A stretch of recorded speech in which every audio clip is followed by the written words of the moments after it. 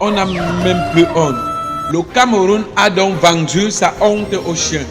Bienvenue au 20h, bienvenue sur cette édition spéciale.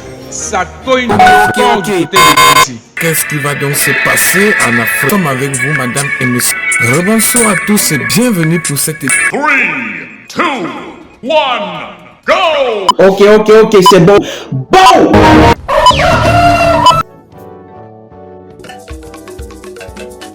Bonne année!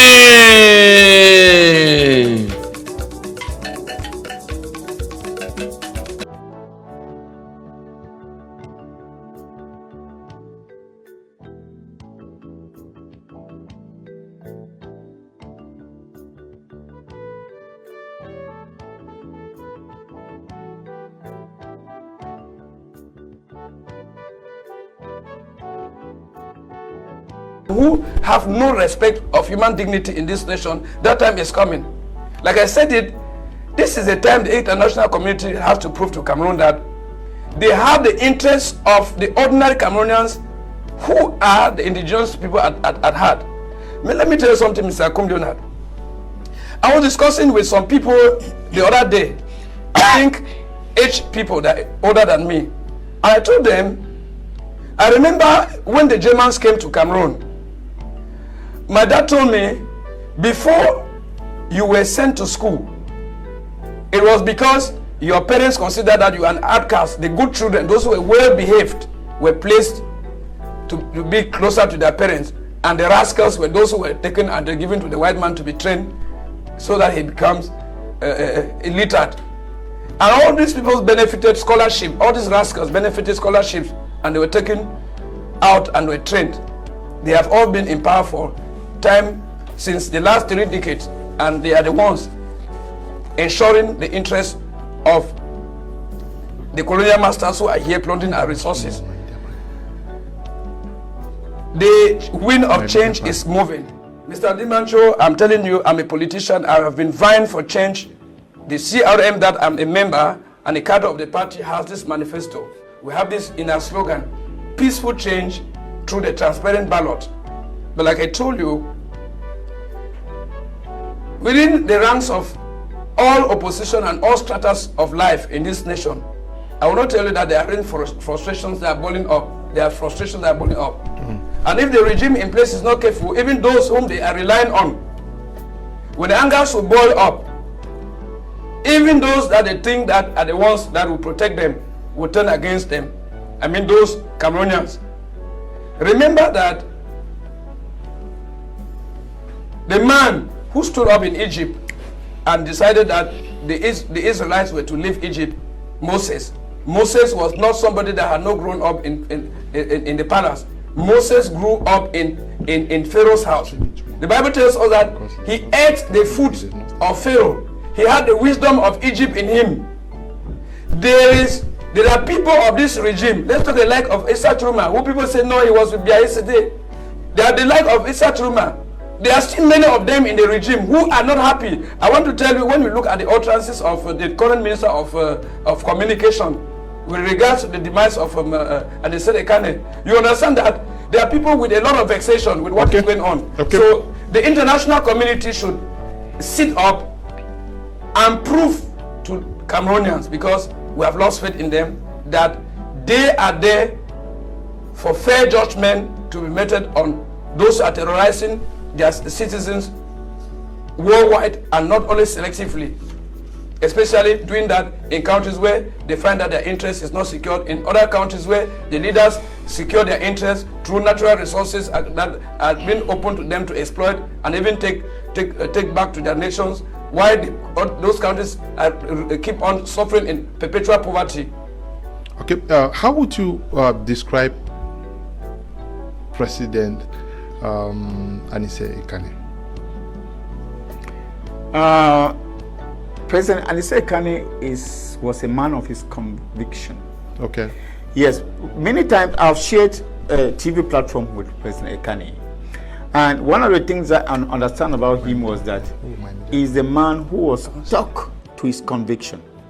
He's a man who was so consistent. The man was consistent. even though some people will think that during the last moment when he gave up his chairmanship for perhaps to Maurice Kamto and all, they saw that as a sign of weakness. But to me, I interpret that as a sign of consistency for his belief in the democratic process in Cameroon and for the meaningful change in Cameroon. Because having done that showed that he actually loves this country. So, Anissa Ekane was a man who was very soft-spoken.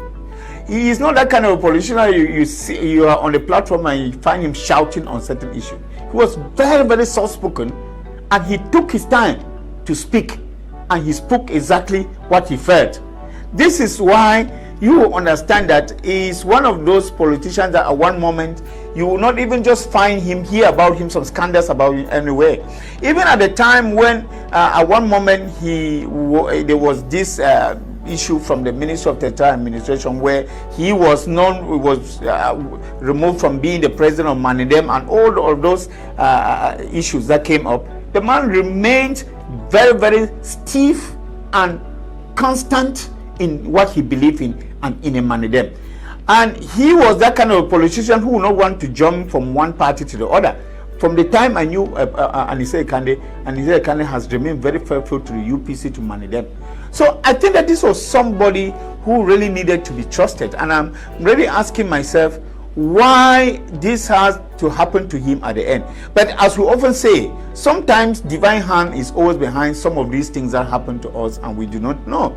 This can also be an issue that should right the wrongs of this regime in Cameroon, which we are actually just looking at askance manner. I think that we really need to have a fixed eye on what has happened and be able to interpret it the right way. We need to have that discerning eye to be able to know exactly what has happened to Anissa Ekane, because he died like a savior, someone who was out to salvage a people from drowning. They matter. And I mentioned this during my opening discourse, and I said this man died as a martyr, and they are just joined the other martyrs that have died. It's out of martyrdom, and we say that the blood of martyrs waters the freedom of a nation, and I think that his death will not go unnoticed.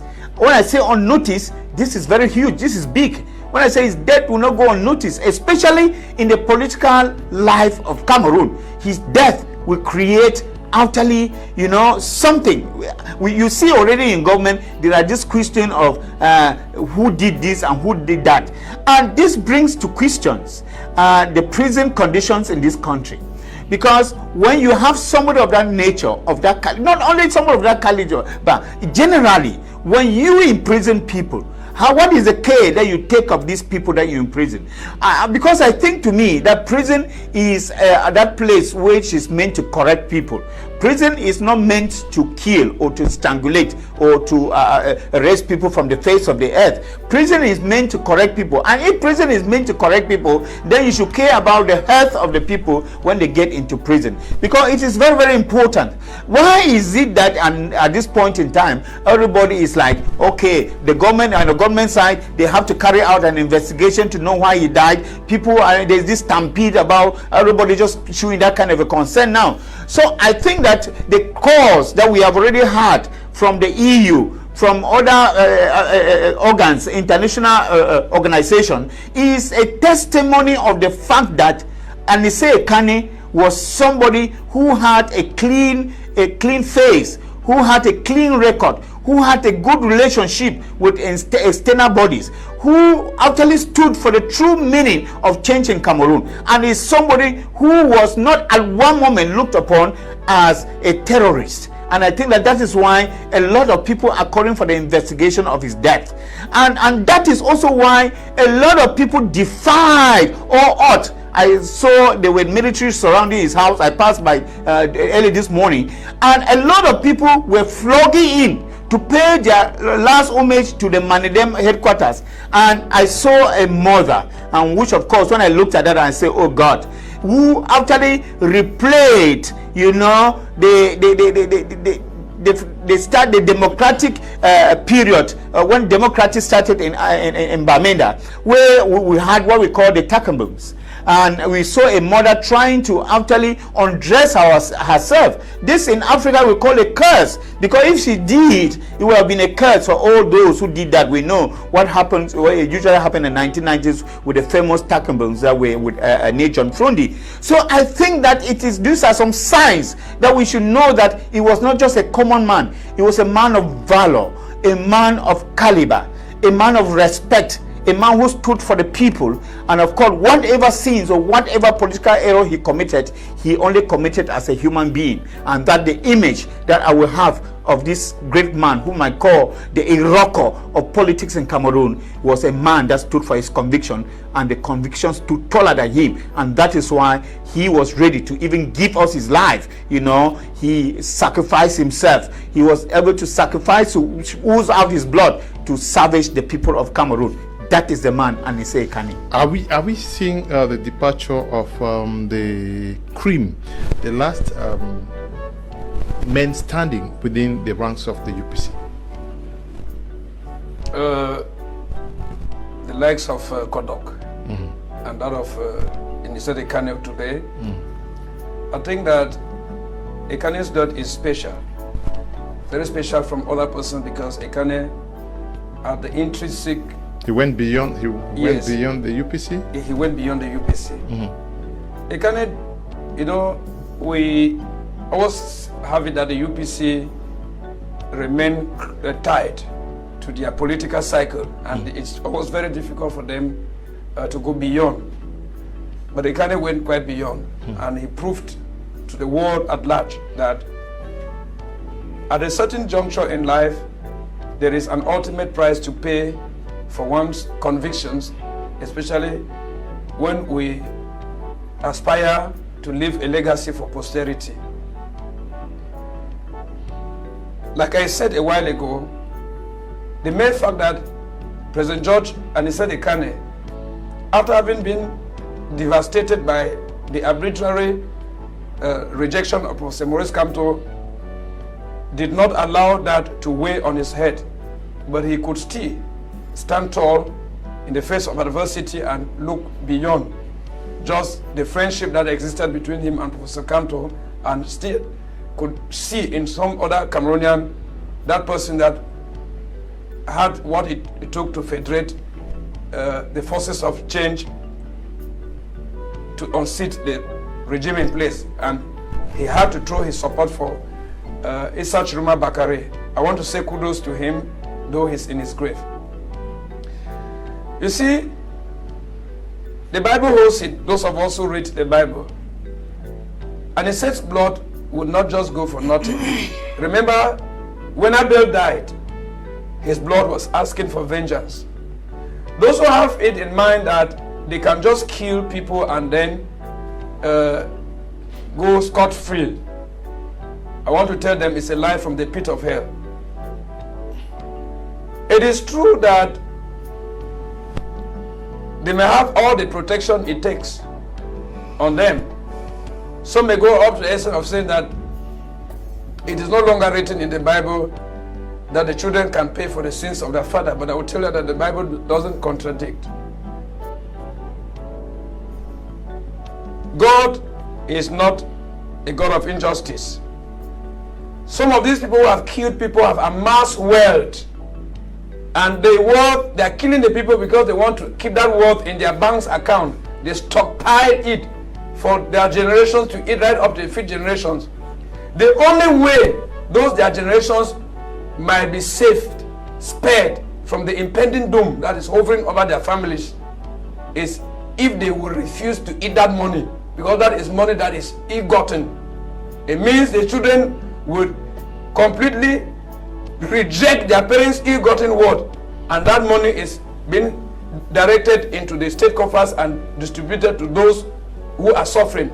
But if that is not done, I will tell them that if you are amassing that wealth, killing people, using all the means you can do to place them under horrible conditions and abject poverty, arresting them and dumping them in cell, your children and your children's children are going to pay it, in as much as they will be eating that money which you got through the shedding of innocent blood. That money that you got through the pains of innocent people. I'm talking to them, because when you go to church on Sunday, you see these people that are occupying the front seat. Some of the ill-gotten money, they even use it. They build churches. They think that is going to save them. Okay. It's not going to save them. Marville Abe is watching us. Good evening to you, Marville Abe. Forbins Kieran, Richard Bache says, good evening, Mr. Liu. I'm watching from Benakuma Esimbi. Prince Fende Bile. Good evening, Mr. Liu, and everyone in the studio. Adamja Joseph. Good evening, Mr. Liu. I'm watching from Douala. They are all watching us through our social media handle. Good evening to all of you watching us on Facebook, and we are glad to know that you follow us every evening.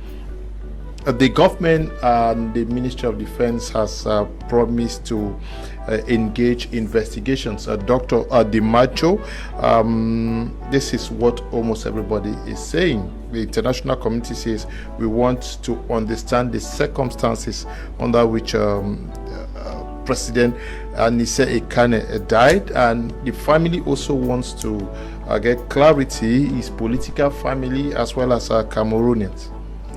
Yes, and I see the act of the government as an act of pretense, because even if,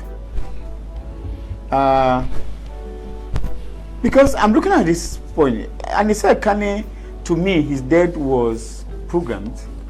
Programmed in which sense? If somebody has an aspirator, or a respirator as a lifesaver, and you know that this is what sustains, this is the medical equipment that sustains this man, and then you deprive him of that equipment, what have you done to the person? Is it not an assassination? It means that you have deliberately, premeditatedly killed the person. So what is the autopsy investigation about? Yeah, so but this is, the arrest was done by some persons. Now investigations have been requested for by a different department. Maybe the situation was malhandled. It's like sending a child to go do something and the child does something else. You need to know why they did what they are why they did, for possible sanctions. Well, Mr. Kum, I take it from you, but to me, it is too really weak to talk about it that way. You followed what happened in Nigeria, where a general was stripped of his rank. Yeah, exactly. So it means that the government asked him to engage something, but he took upon himself to do other things. There's a lot of scapegoating in this thing. Yes, in a regime like this, when something is right, it is of the regime, and when it is wrong, it is you that was sent. What are you? What are you saying? I just want I wanted to chip in. Let me tell you something. When I was arrested on the 4th, I want to take my case, and other militants of the CRM that were arrested on the 4th of August in Yaoundé, just in front of the Constitutional Council. I'm not throwing any flour on the judicial system in place, but I want to be very sincere in all honesty. There were some group of unscrupulous gendarmes, overzealous gendarmes, who came that day. I wanted to go to the Constitutional Council with other militants of the CRM. Reaching there, we arrived late, and we decided to seek refuge, maybe to seek solace in a supermarket. Simply because some of them know us as maybe special advisor to Professor Kanto and cadres of the party. There was an assault on the place. They came there, arrested everyone, took us, locked us in a gendarme place, in a gendarme detention camp. We were charged for baseless crimes like terrorism and other like. Let me tell you what happened. They took us to the military court almost 3 times after having spent 3 weeks in detention. It was at the military court that the military judge told them the charges against these people are ungrounded. Are you get what I'm saying? go back and complete the investigation. They took us back for completion of investigation. After completion of investigation, the charges were reclassified and they sent us to the court of first instance. I want to tell you, you understand. There are those who, let me say, that's the overzealous. They are overzealous. Yes. No, we understand that. That is true. They aggravate your crime. Sometimes they do what is called abuse of process. They may collect criminal material from somewhere. Like take the case of Anise Kane. Now, when he was arrested, we had information on social media that grenades, guns were found. I'm sure those are some of the investigations that this guy was charged for. This were they really with some of that's this? That's the question. That is what I was going to come to, Mr. Liu. This shows the the slowness of the government to act, because you have somebody and Anise Kane. We are not just talking about any other person. We have somebody and Anise Kane. At least this is a household name in Cameroon. This is a political heavyweight. Arrested on the 24th of October. We are now in December. And no investigation has been carried out to know exactly the consequences surrounding his arrest. And nobody cares to find out whether, because we have seen letters circulating from his lawyers, how they even wrote appealing that the respirator equipment, respiration equipment that they took from him, that this one is like a lifesaver to him. He needs to be restituted that, and it was ignored.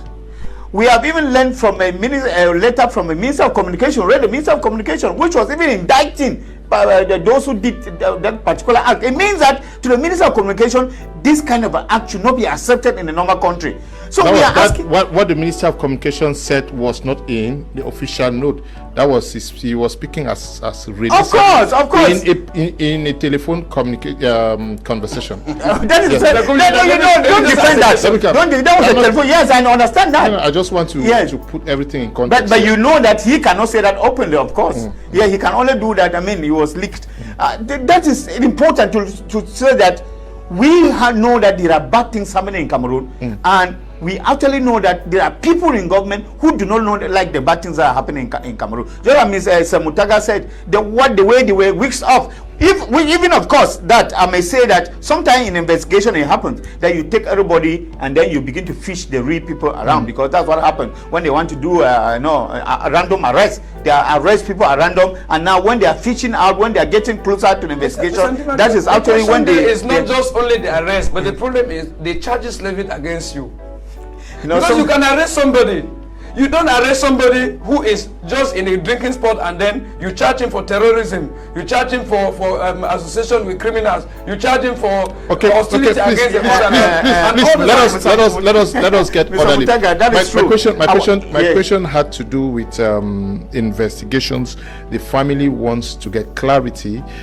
How do we trust the process? Yes, I think the only way to trust the process is that they should give that autopsy to an independent organ or body, hospital, call it that way. They should give it to an independent body.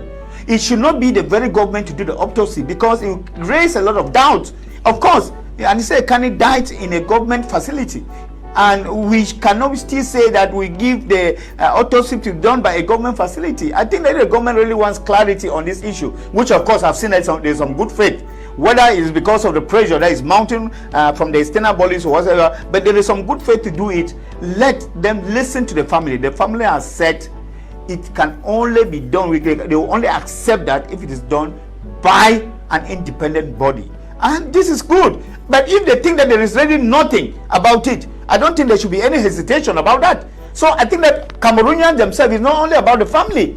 Cameroonians, they want to see light cleared on the issue of Anise Kane, because you see things like this can crop up other issues. So it is very important and high time that the government handles it with a lot of care, with a lot of procedure that is not undoubtful. So I think, in my opinion, if they think that he died of a natural death, as at least the first statement from the defense ministry said that he died in a military hospital, and of course if he died in a military hospital, it means that he died of just causes, of natural causes, then of course to clear the family and calm down the tension, let them allow the family, as they have said, the government too will be involved. Let the family look for an independent hospital or body that can be carried. When I listened to Maitre Sim, he was not asking for an independent medical facility. He was saying that the government should use a government facility, but they want the lawyers of Anise Ekane to also get the services of a private doctor in the process, involved. Of course, it is the same thing. It's the same thing. Let the government do theirs, and then let them give the private doctor to do theirs. It's the same thing. Yeah, of course, because they may not totally trust the services of the government hospital, just as the government itself cannot totally trust the services of the private. Yes, both should do. Yeah, both should do, and let them do it disparately.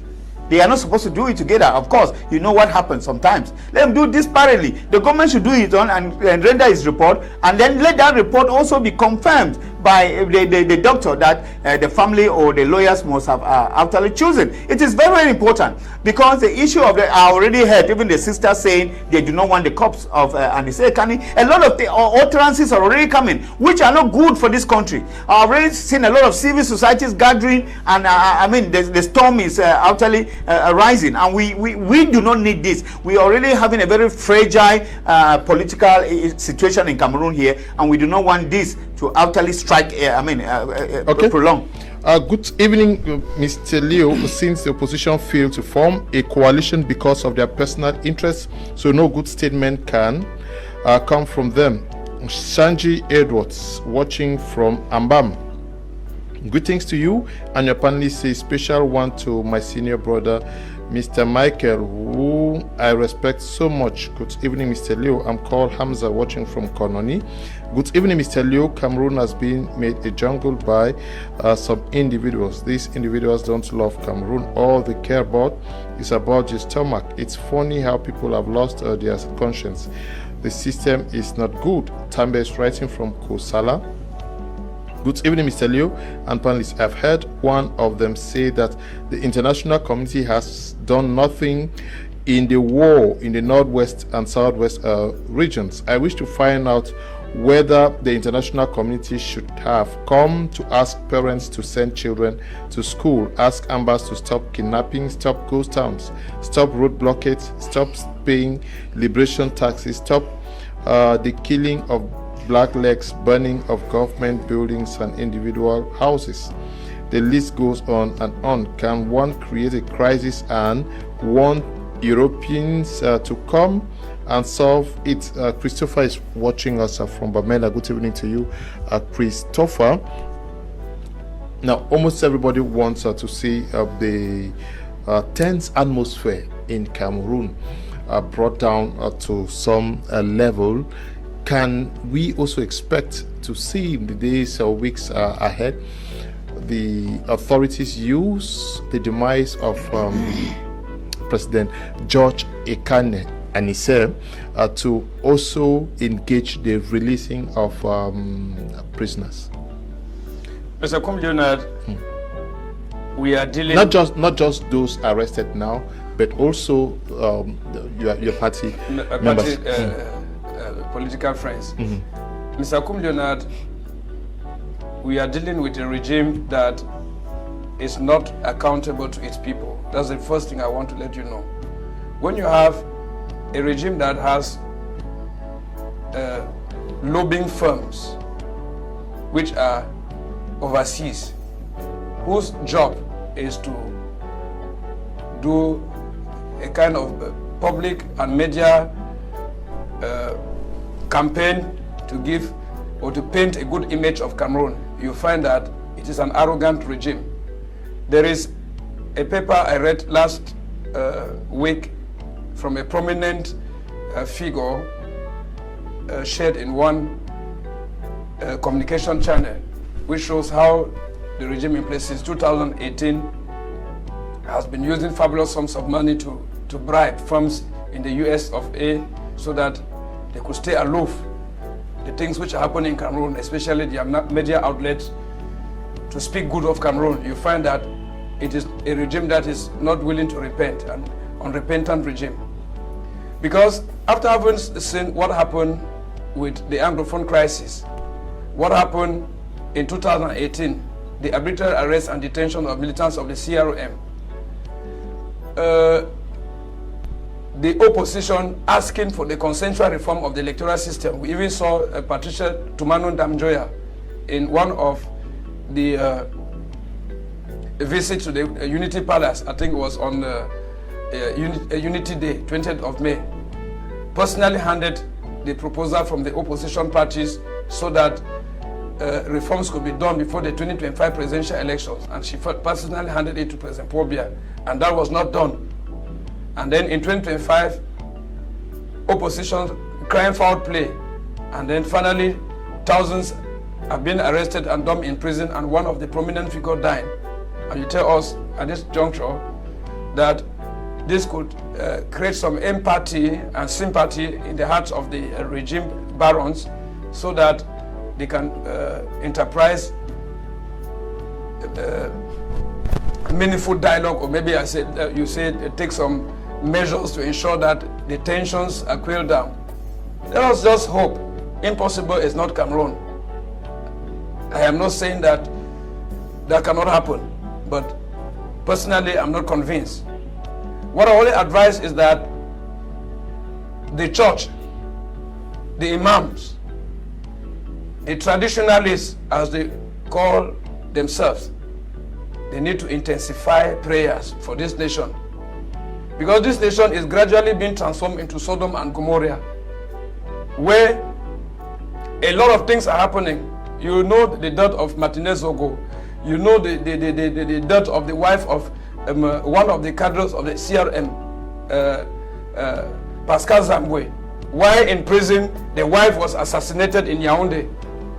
After the assassination of the wife in Yaoundé, he is in prison mourning the wife. His own son was arrested in Yaoundé and dumped at the Koniki Central Prison. The son is there 5 years. You arrest a man, dumped him in prison. The wife is left behind, being assassinated.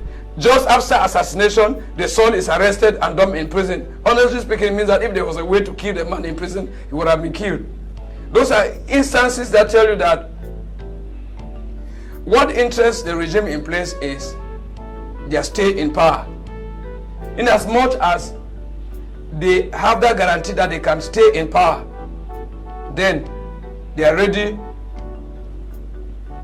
to be at peace with any other person. But since we also have Cameroonians, especially of the genuine opposition, that would not want to play the hanky-panky game, there are bound to be cases like that of George Ekane that would be in the future, arrest and other like. You remember that I just said a while ago here, on the 29th of November last in Yaoundé, Professor Maurice Kamto, he was placed on house arrest. Just imagine that if he had decided, maybe, or the militants have decided to go to his house to oppose, like you saw what happened with President Issa Chiroma in the north, it would have orchestrated another killings of Cameroonians in that place, because we know exactly what usually happen if there is such resistance from the civilians. The issue is that unproportionate force is always being used. What I want to say is the status quo, what is happening in Cameroon, will only need a special force. I'm saying this, a special force. A special force to change it. And when I talk of a special force, I'm talking about the mutualization of our efforts. The games of interest that are being played between or among the oppositions in this nation is what is maintaining the opposition in the present stage, which they are unable to take over power. Okay. Good evening to you, Alan Ayumbi, watching us on our Facebook page, and to you, Collins, Christian Azewo Mumbe, and to you, Enene Alain, Prince Frende Bile. All of you guys watching on Facebook, we send you special greetings. I'll take 2-3 messages. I am Ram Francis, watching you live from Guinea. I think democracy should be promulgated by institutions rather by citizens. This is because as individuals, one is vulnerable and liable to death. How is it possible that citizens are arrested, people don't advocate for their release, but when they are killed, everyone is concerned? Lastly, what happened to the church leaders, especially the Catholic church leaders? Well, we thank the few who have spoken out, but if you ask me, I will advise the Bishop of Bamenda to please speak for the Christian people when it's still early, before they turn to generation that doesn't need their church leaders anymore. Thank you, Prem, for this opportunity. Thank you too for watching and contributing. This one from Eli Lino, writing from the United States, says democracy in Cameroon is an avenue for oppression. Those in power use it to eliminate patriotic citizens who actually stand for nation building, so they can continue their business of corruption and oppress the masses. Okay. Zuma, writing from the UK, says, good evening, Mr. Leo and everyone on the panel. The crimes that some people are perpetrating on individual souls have made the land infertile to peace. The only thing that can save Cameroon today is for Cameroon to be liberated all political prisoners and render justice on the assassination of Martinez Zogo. Anise is a martyr and history will remember him. Special greetings to my old friend in those days, Quarter Bamenda Semutaga. Zuma is writing from the UK. Someone is Ram, who is writing from Guinea, says that many persons are quiet when they were arrested, and many more persons have been arrested, and almost everybody comes out now to talk when people die, wanting the church to be more vocal. Yes, it happens in everyday life. You know, when you are with a friend, when you are with an acquaintance, when you are with someone, you don't value the person so much. It is natural. Imagine a person dies. That's when regret starts. If I knew. It happens. This is just because we are so human and short-sighted. We are blocked from knowing what will happen to each other the next minute. Let me tell you, people didn't believe the list that Anise Kane would so much quench so early, you know, and it was not occurring in anybody's head that this could happen, especially when they think that a high profile like Anise Kane will be given that kind of, you know, special treatment where he is. We pity the situation. And that is why we are almost so surprised. Like we say, if gold should rust, what will iron do? If a person like Anise Kane should be treated this way to the point of death, dying this kind of a disgraceful and shameful death, then what will happen to the common prisoner in the New Bern, in Konengi, and all of those places?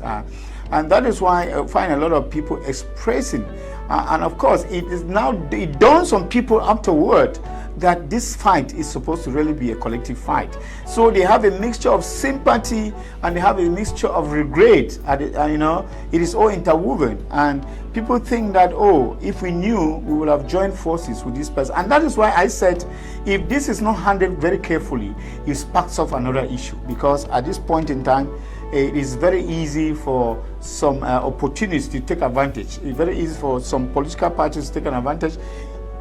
It's very easy for civil society to take an advantage. It's very easy for the international community to take an advantage. And that is why the government is careful. And I must say that it is one of the reasons why they have ordered for this inquiry, of course, which is firm. And it should take place for them to elucidate, to clarify the points on the death of this monument, on this Iroko, called Anise Kane, who has gone so soon at the age of 74. I think that this is after an age that he was supposed to enjoy his old age, the beginning of his old age, and he has just gone so suddenly. And going why? After fighting for the country for so many years. And it is this time that we allow him to die such a shameful death. this is the reason, more reason why people are getting much more interested. And you see, it is also a lesson for the future, because people are asking themselves, if it has happened to Anise Ekane, what more of other political leaders? We have fear for them. We have fear for them. And that if we do not stand up and speak why these people are still here, we will all stand and we will stand after and talk in rest in peace when they must have gone. And what would that serve us when we are indifferent in the face of injustices? Because they say that if you stand, you are indifferent in the face of injustice, it means that you are condoning the injustice. And many people are now seeing the fact, and this adage is coming true to life. It is now being incarnated with the death of Anise Ekane, and people are understanding that it is high time that Cameroonians, they rise up. And that is why you saw the mobilization that happened around the Manidem area this morning. And this is not all. A lot is being planned to happen in the coming days. And therefore, it is high time for the government to be able to calm down the situation and let people have. We know that we cannot bring back Anise Ekane back. We cannot bring back Anise Ekane. But we know one thing for sure is that we can preempt other similar issues from happening in future. And that we need to give an assurance. To be a politician is not a sin. To be a politician is not a bad thing. To be a politician is not an error. And therefore, being politician should not be equivalent to death or dying this kind of shameful death that we have had. Let us actually allow people to exercise their own responsibility in Cameroon, because Cameroon is also built by politicians, and it's very, very important. Does this scare others from venturing into politics? Mr. Leonard, politics is like a calling. It's like a calling to some of us. I remember the years back when I was in my bed sleeping, and it dawned on me that I should join politics. I was then the secretary of the Apostolic Men's Association, and the Apostolic Church is one of those churches that consider politics and religion to be diametrically opposed. So if you have it as a vocation, it will not scare you. It will not scare you.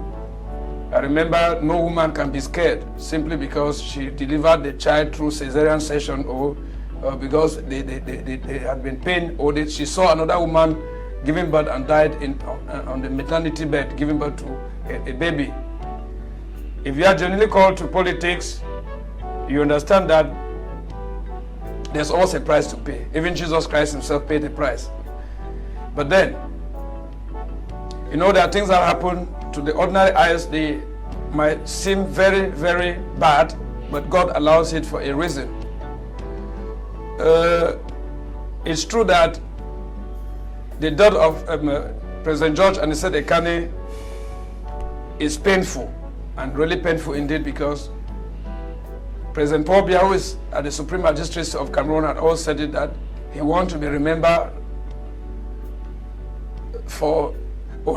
of as the one who brought democracy in Cameroon. And we're asking ourselves, is it the kind of legacy he wants to leave for posterity as the one who brought democracy in place? The politicians of the genuine opposition, starting from the John Frundi, you come to Professor Kamto, and others who are in the opposition know exactly how the political landscape in Cameroon is. It is scary, quite true. But then, there is nothing worth dying for than dying, especially in fulfilling a mission to which you were called for by divine voice. What we are scared of, Mr. Leonard, is not the barbarism of the regime in place as politicians of the opposition, those who have been fighting. We are only scared of the fact that the ordinary citizens whom these politicians are fighting for seems not to understand the real meaning of fighting for change in a political climate like Cameroon. You will find a country where people vote at time and then they fold their arms and they're in the bar drinking their beer. They say, oh, after maybe when votes have been rigged, they say, oh, Chiroma has failed. Or they say Kamto has failed. We're expecting that he would dive in A2D and hold Mr. Bia or hold this so person on the neck and pull him out from the Unity Palace.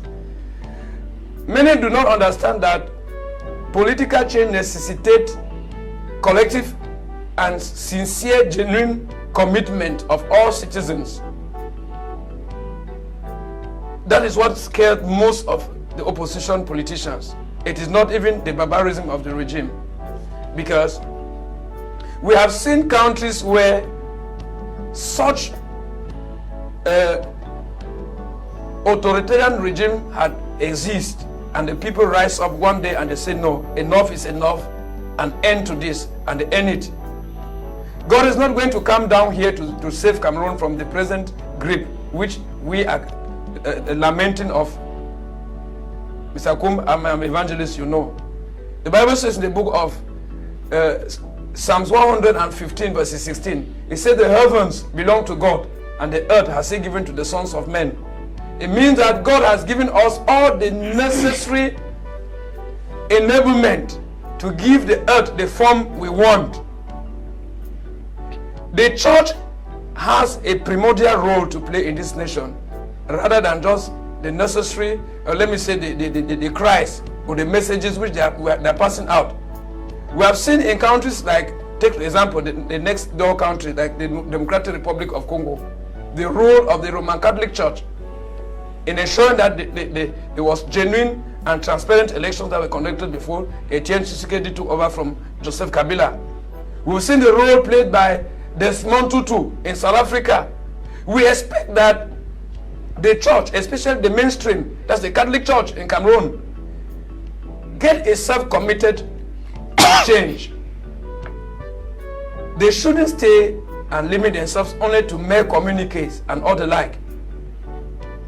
If we cannot take action, because the Bible itself says faith without action is not faith. They will tell you that they went into the polls and they voted, and they were expecting that the result or the declaration should reflect the outcome of the ballot. If it does not reflect, what else should we do? I think that the church has a spiritual role. What they have to do is let them commit God genuinely. Let them commit the people also into physical engagement. Mr. Kum Leonard, for a people to go out into the street and march and say we are not satisfied with this and all the like, it's not a crime.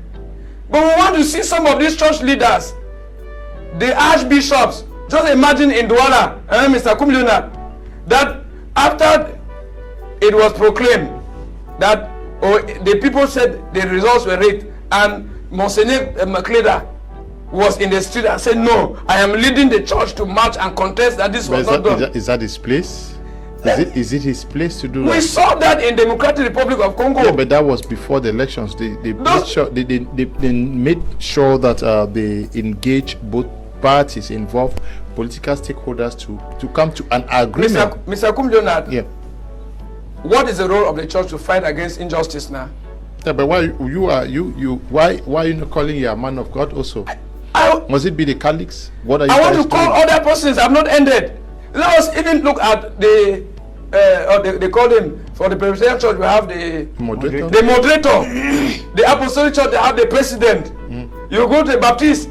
If these churches all together came together, because I saw them before elections, some of the churches play quite a good role in mobilizing Cameroonians to go and vote. And the church was supposed even to have sent its own observers in the polls to ensure that they have authentic information. Yeah, but it looks like the Catholic Church sent some persons. If they did, like I was saying, Mr. Kum Leonard, the point is that you asked me.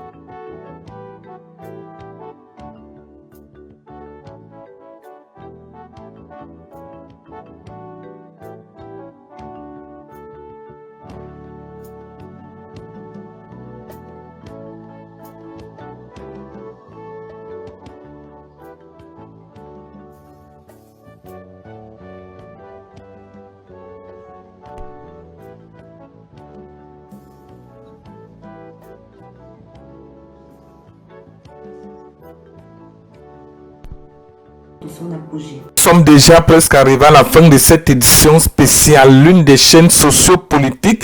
Alors, bienvenue donc pour la prochaine.